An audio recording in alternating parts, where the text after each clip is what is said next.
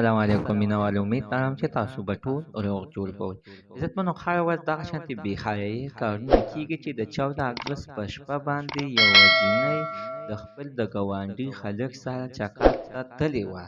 عزتمنو، چې بېقاعده دغه ګاونډي خلک ترېنه په هوټل کې ویډیوګانې هم کړې وې او بېقاعده یې په سوشل میډیا باندې خو هم وایرل کړې وې او ټولې نړۍ ته یې ښودلې وې چې ګوره دا زما یاره ده، خو چارې څوک کولی شي ودرېږي چې ګوره زه ستاسو په مخامخ ورسره یعنې دغه غلط کار کوم. نو وایم که چېرې تاسو دغه ویډیو کتل غواړئ، خوا کې سره ماشومان وي نو ماشومان لرې کړئ، ځکه عزتمنو چې دا ویډیو د ماشومانو د کتلو نه ده.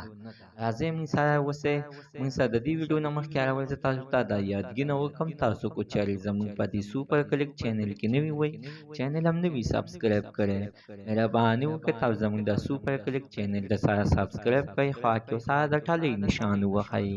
چې هر یوه نوې معلوماتي ویډیو تاسو ته په اسانۍ باندې در ورسیږي.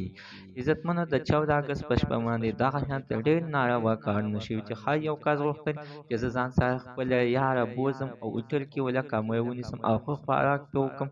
هغې نه بعد ورسره بیا یعنې وی غلط کار هم وکړم.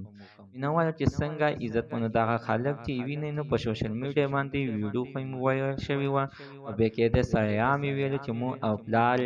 ما ته دا جینۍ نه راکوئ او زه غواړم چې دا دغه شانتې ته وشرموم او د دې واده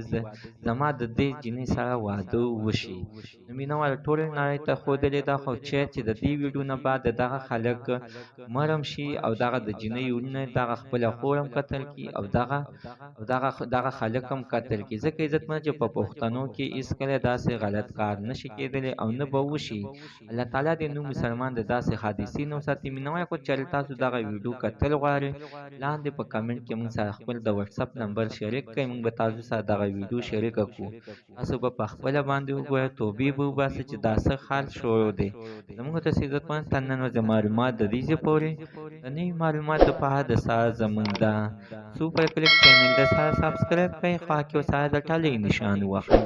چې هر یوه نوې معلوماتي ویډیو تاسو ته په اسانۍ باندې در ورسیږي.